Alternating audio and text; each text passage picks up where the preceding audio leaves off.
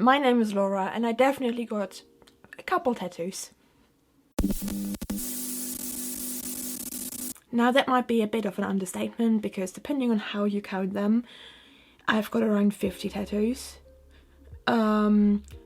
So yeah, I was asked to do a tattoo tour and I do love talking about my tattoos. While I don't appreciate people coming up to me in the street, grabbing my arm, being like, what does that mean? I do appreciate when people ask respectfully, and like, yes, I don't owe anyone anything, but I do like yapping about my tattoos.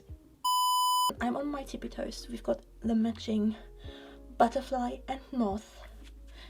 And of course, it's subtle, but it says indestructible little fucker, which is a reference to All Flag Means Death. The ghost obviously is a reference to the iconic Paramore song Misguided Ghosts. And the moth and butterfly, well, the butterfly is for my nan. She asked me to get this type of butterfly tattooed, and because I am a queer goth girly, I had to get a little death moth to match it. There's obviously two My Chemical Romance references. One is glaringly obvious, I am not okay, and the other one is not as, but the patron saint of switchblade fights, it just sits right with me. It's from Our Lady of Sorrows, and my way of kind of coping with some of the Catholic trauma that I've been through. On this leg we also have this lovely little garlic with a pink little bow. This is my childhood dog and how she probably looks right now. And then we've got this little tattoo that was a 21 Pilots reference, and while I don't listen to them anymore, it's a very special memory. Similarly, this one, while it is at the moment looking a bit this fortune cookie ass is a very lovely memory of my friend learning how to tattoo and watching Ancient Aliens together and eating peanut curry. Now we've got these two on the knee, which, while they also just look really cute, spiders and spiderwebs remind me of home. Not that my home was full of spiderwebs. I did not come from a haunted castle, but I mean there were some. Going a bit further up, we have this absolutely gorgeous All Flag Means Death tattoo done by my gorgeous, talented and absolutely hilarious friend Anna.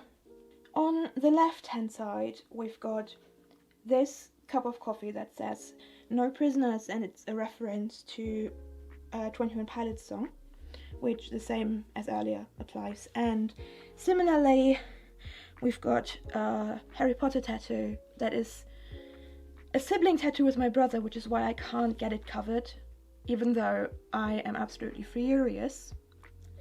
But my brother has Lumos and I have Nox, and it's because we like day and night. Then we've got this little lady, which it was a flash piece from a tattoo artist, but it reminded me of a picture I took of my former flatmate's cat. And I'm going to show you the picture in a second, but I had to get it. It's just so cute. And on this side, we've got my childhood plushie, which does not look like that anymore. But I love her very dearly. Her name is Frida, and she's been through some shit. That was that part of my body. And now we're going to the part that's a bit easier to film. This sunflower was once the bane of my existence because it initially was done a bit poorly, but a miracle worker reworked it, and I'm of course linking all of the tattoo artists that are good in the description. The first rework approach was trying to add this little snail as a reference to a childhood song my mum used to sing to me, and she even gave me €100 towards it. And then we've got a little lucky cat, which was done by a Korean guest artist, and it's insane how detailed it is. I don't even know if the camera can pick up on it, but wow, it's been 4 years, and it was one of the most painful tattoos I've ever gotten because I think he did everything with a single needle, which, if you know. And then, of course, we've got my man, Iron Man, specifically the moment when he steps out of that cave in Iron Man 1 and says, "My turn."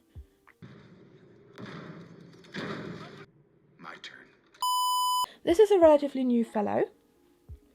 It was also done by the same artist that's done the moth, the garlic, and the Off That Means Death tattoo, my dear friend Anna. This was done by my friend who was learning how to tattoo, a different friend who was learning how to tattoo. And of course, because I used to be a barista, and who, if not baristas, get this? It's a portafilter, I think, in English. So, yeah. We have a little bat that was meant to cover up another tattoo done by a friend who was learning. And we've got the Carpe Diem in Morse code.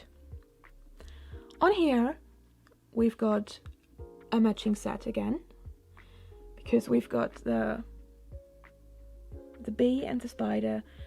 The spider is weaving the melatonin throughout the night, which we've got the night here, and it's going into the day.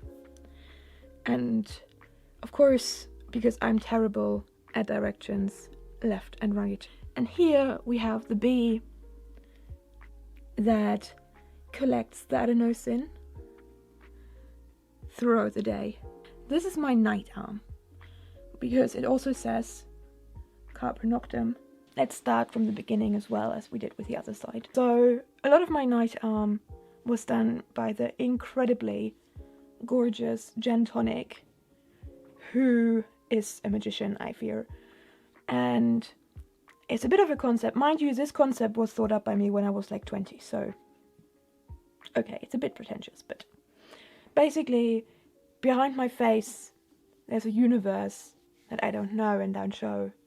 And I only do so in the night. We have the golden ratio here. I don't know if you can still see it, but... And of course, I wear my heart on my sleeve. And it's a bit broken, it's a bit overgrown, but it's mine.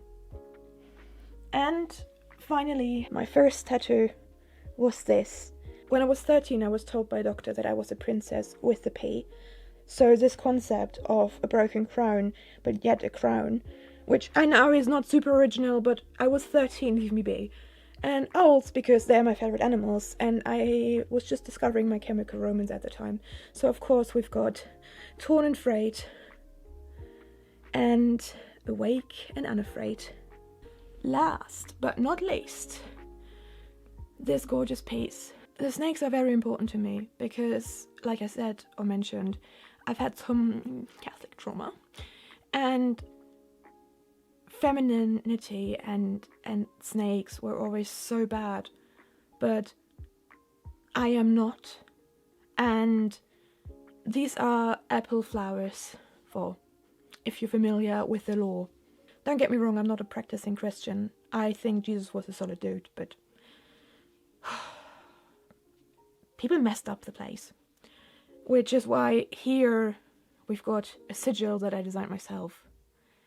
And it's charged with every heartbeat. And lastly, I don't even know if you can see this. This is also Morse code, and it says Ravenclaw, because I was a weird kid on Tumblr. Of course I was Ravenclaw. Fuck J.K. Rowling. So this is the current status of my tattoos.